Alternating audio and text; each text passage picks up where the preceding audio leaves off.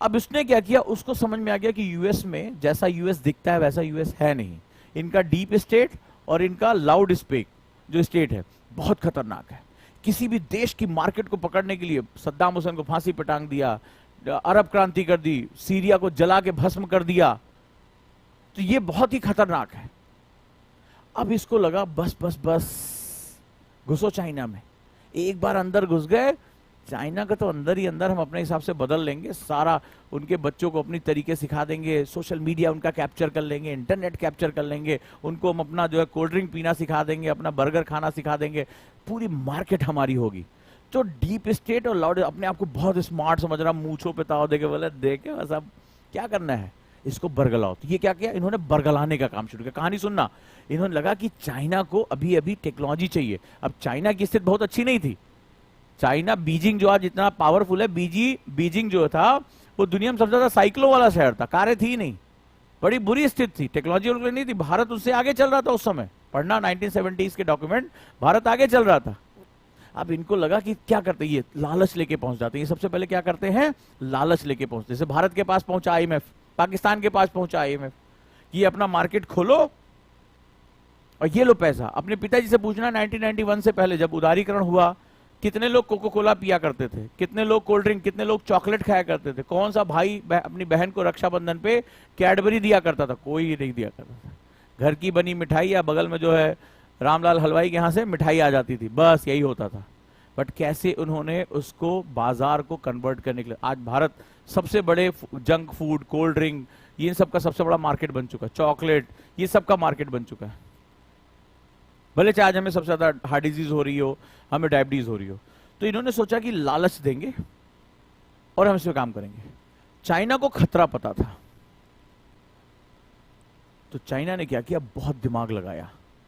उसने अपने शासन में कंट्रोल करके रखा, इकोनॉमी को ऐसा ओपन किया कि वो ओपन दिखाई पड़े लेकिन सरकार के हाथ में रहे। दुनिया की सबसे बड़ी साजिश उसने की। देखो ये होता है जब अपने राष्ट्र को समझते हैं, ठीक है। दुनिया की सबसे बड़ी साजिश चाइना ने कर डाली, और किसको फंसाया, चाइना, यूएस को। यूएस में ये जो डीप स्टेट वाले थे, मुझे लगा बस अब फंस गया चाइना, इतनी बड़ी आबादी हमारे हिस्से में आने जा रही है, पूरा एकदम धड़ाधड़ बेचेंगे, धड़ाधड़ बेचेंगे, कोई टेंशन नहीं है। इसने क्या किया, इसने टेक्नोलॉजी ले ली। तो यूएस ने इससे कहा, जैसे भारत से नहीं कहता है ये वाला बम ले लो, ये वाली जहाज ले लो, तो यूएस ने भी इसको क्या किया, बोला कि तुम हमसे ये सब खरीद लो, खरीद लो। इससे भारत में क्या है, भारत में डेमोक्रेसी के नाम पे आप कुछ भी कर सकते हैं, भारत के खिलाफ लिख सकते हैं, कुछ नहीं। हमारे दो चार नेता जाके विदेश में जाके भारत की बुराई कराते हैं, कुछ नहीं होता उनका। चाइना बोल के दिखा दो, गए लौटोगे नहीं, ये बात तय है। अलीबाबा के फाउंडर इतना ताकतवर, दुनिया के सबसे अमीर आदमियों में गिना जाने लगा था, उल्टा सीधा बोला, तुमने देखा 4-5 महीना गायब हो गया, ये नहीं पड़ा कहां चला गया, कई लोग समझे कि उड़ गया। ये उनकी स्थिति है। भारत में कुछ भी न्यूज़पेपर में लिख दो, कुछ भी कर दो, अभिव्यक्ति स्वतंत्रता के नाम पे झूठा मूठा जो मन में आओ कर दो, कुछ नहीं पूछने वाला। अब इसने क्या किया, देखो यूएस ने ऑफर किया कि मार्केट हमें धीरे धीरे मिल जाएगी। इसने कहा देखो भाई, हम तो अभी ज्यादा पैसा है नहीं, तो तुम्हारा महंगा महंगा जहाज, हमारे यहाँ क्या होता है, जहाज वाज विदेश से खरीद लाते तो इतना खुश होते हैं, मुँह चुप ताव देखे कि जैसे लगता है कि अपने ही चाची घर से खरीद के लेकर आए, ये हालत होती। अरे उसकी टेक्नोलॉजी, उसका सामान है, कोई भी सरकार हो, भारत में होता है। ये देखिए, और मीडिया वाले भी, ये देखिए पहिया उठा है, अब जहाज, अब पहिया भारत में लैंड कर गया है, जहाज का पहला पहिया पर दिन भर वही दिखाते रहते फुटेज। जहाज खुद सोचता होगा, हे भगवान, हम एक ही बार उड़कर फ्रांस से इंडिया आए, इन्होंने कम से कम सुबह से लेकर 7 अभी तक 24-25 बार हमें लैंड करा दिया। मीडिया देखा करो, ये देखिए, ये उठा, ये खबर आई, ऐसे ऐसे जहाज चलते थे, स्क्रीन पे ऐसे चलती रहती है। जहाज सोचता होगा, हे भगवान, कौन सी टेक्नोलॉजी है जिसके बारे में हमें खुद नहीं पता। फिर वो जब लैंड होता तो ये देखिए, ये देखिए, ये देखिए, पहिया नीचे गिर रहा है, ये पहिया आ गया, पहिया आ गया। दिन भर मीडिया ऐसे दिखाता रहता है। तो ये जो चीजें हैं बड़ी खतरनाक।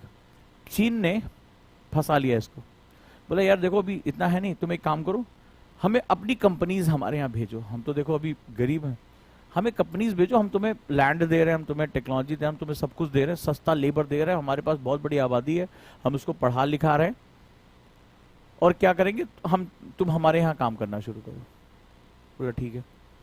चीन को लगा बस बस बस डीप स्टेट में बस चाइना फंसने वाला है, हम चाइना को फंसा ले जाएंगे। देखो ये शतरंज का खेल चल रहा था, ठीक है, हम फंसा ले जाएंगे। तो इनको चाइना में भेज देते कंपनी, सस्ता लेबर दे रहा है, ये कर रहा है, वो कर रहा है। ग्लोबलाइजेशन का हब किसके पास? यूएस के पास था। बोला मैं तो ग्लोबलाइजेशन के सीट्स पे बैठा हूं। और चीन ने क्या किया?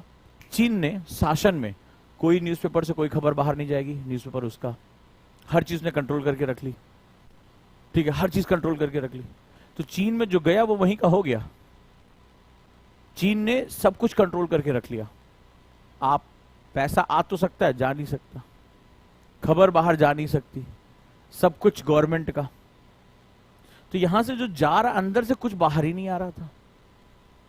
तो इसने क्या किया? एक गेम खेलना शुरू किया। अब अमेरिका अपनी कंपनीज को भेज रहा है। अमेरिकन कंपनी आईबीएम, जानते हो तुम लोगों के घर में लेनोवो का लैपटॉप होगा, लेनोवो का लैपटॉप होगा, सबने देखा, सबसे सस्ता लैपटॉप होता है, ज्यादातर घरों में होता है, तुम्हारे घर में होगा। तो पता है इसकी पेरेंट कंपनी चाइना में कौन सी गई थी? आईबीएम, अमेरिका की कंपनी, ठीक है, आईबीएम गई थी, आईबीएम को टेक ओवर कर लिया लेनोवो ने। उसी की कंपनी में काम करने वाले कर्मचारियों ने अपना खुद का सस्ता लैपटॉप बनाया और उसकी पूरी यूनिट को ही खरीद लिया। ये है चाइना, उसकी पूरी यूनिट को ही खरीद लिया। आज दुनिया में सबसे सस्ता लैपटॉप वही बेचते हैं। ये स्थिति। तो ये क्या हुआ? इन्होंने अपनी इकोनॉमी को ग्रोथ करना शुरू करा दिया। अच्छा, टेक्नोलॉजी रिश्ती है, टेक्नोलॉजी लीक करती है, धीरे धीरे देखते देखते हम सीख जाते हैं उसको, कोई दिक्कत वाली बात नहीं है।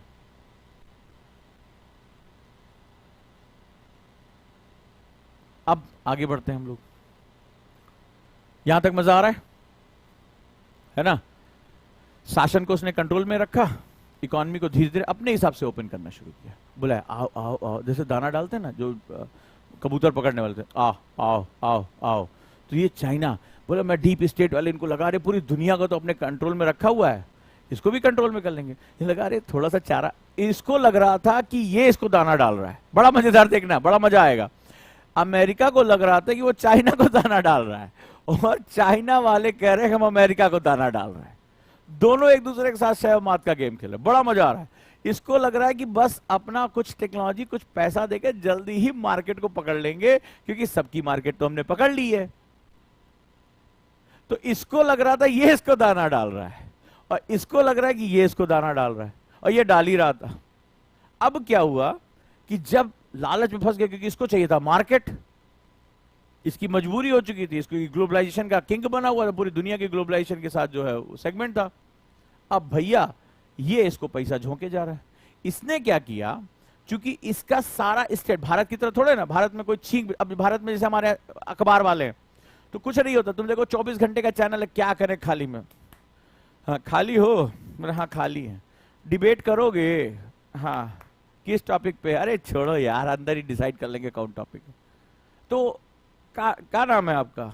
अरे गजोधर नाम है, ठीक है, चलिए आपका कौन सी चीज का है? आज तो ये डिबेट चल रहा है, आप इस पे एक्सपर्ट बन जाइए। तो तुम देखो टीवी चैनल पे एक्सपर्ट बन के आ जाते हैं, हर चीज के एक्सपर्ट है, science, technology, IR, PR, GR, DR, हर चीज के एक्सपर्ट है वो, ठीक है। तो बस वो डिबेट करता, डिबेट के नाम पे होता क्या है? तो एक एंकर होता है, आप बोलिए आप बोलिए, जैसे बोलना शुरू करता है, देखिए ऐसा, अरे आप चुप रहिए आप बोलिए। तो वो जब तक शुरू करता है, मेरे मत है, अब आप शांत हो जाइए, आप बोलिए। सबको कहता है आप बोलिए आप बोलिए, और खुद ही बोलता रहता है, अकेले खुद ही बोलता रहता है वो। ये स्थिति हो गई, आप बोलिए, फिर आपस में लड़ना शुरू कर देता है, आप आज दो ही हैं, आप फलाना है ठिकाना है। और जनता भी सोचती है चलो यार खाना खाने का टाइम हो गया है, हो गया आज का इतना, ठीक है। तो ऐसे ही हमारे यहाँ डिबेट होती है। तो वो क्या होता है, ये फंसते चले गए इसके जाल में। इसने क्या किया, इसके यहाँ चूंकि मीडिया कंट्रोल था, वो आप वाला नहीं, किसी को भी पकड़ के जो खाली बैठा है अपना बाहर सुर्ती बना रहा है, गजोदर क्या सुर्ती बना रहे हो, क्या चलो चलो डिबेट करना है। बोले किस चीज पर डिबेट करना है? बोले अरे डिबेट करना खत्म हो गई बात यार, वहीं डिसाइड कर लेंगे क्या बोलना है, कुछ भी बोल देना, सुन कौन रहा है। डिबेट में ही होता है, जूतम पैजार, लास्ट में गाली वाली, अंत में माइक वाइक फेंके, जा रहे हम नाराज हो गए। तो वो जो है वो फूफा की तरह उठ के चले जाते हैं। फिर किसी दूसरे डिबेट में होता, कुर्सी खाली होकर बैठे होता है, बोले फोन करते हैं डिबेट कराओगे क्या? बोला क्या है? अरे 200 रुपया दे रहा यार, आज का डिबेट करा दो। अब ऐसे हमारे यहाँ डिबेट होती है। कोई तुम डिबेट देख के, तुमने कभी डिबेट देख के कुछ तुमने ज्ञान अर्जित किया है? ठीक है, तो तुम्हें पता होगा थोड़ी देर बाद उसमें चाव चाव चाव चाव पाव पाव पाव होता है, बानर जुड़े सभा हो या एक किटकिटात भागे कविताई, वही वाली हालत होती। खैर आगे बढ़ते हैं। तो हुआ क्या, इसने वो कंट्रोल कर लिया। अब इसकी इकोनॉमी इन्वेस्टमेंट से ग्रो करने लगी। कहानी सुनो, बड़ा मजा आने वाला है। कहानी सुनो इसमें क्या हो रहा है। इकोनॉमी इसकी कर गई ग्रो। तो जब कोई इकोनॉमी ग्रोथ, जैसे हमारे देश में इकोनॉमी ग्रोथ होती है, सरकार तुरंत एकदम बाहें फड़फड़ा के, इस साल हमारी ग्रोथ ट्रेजेक्टरी 7% रहेगी, इस साल इतनी % रहेगी। हाँ, कई बार तो जोश में आके हमारे यहाँ 2-4 लोग होते हैं, बोले बोले भारत 25 साल में विकसित देश बन ही जाएगा।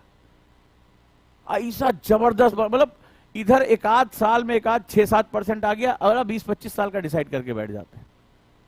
और 7% को कब उसमें 2-4 आदमी बोल रहे 70% तो होगी होगी, एक आध जीरो दाएं बाएं हो जाए कोई फर्क ही नहीं पड़ता। तो हमारे यहाँ बढ़ चढ़कर बात कराई जाती है, सरकार भी चौड़ी होकर बोलती है, मतलब ऐसा लगता है कि बस ये 7% हर घर में बढ़ जाएगा और हर देश का जो धन से भर जाएगा।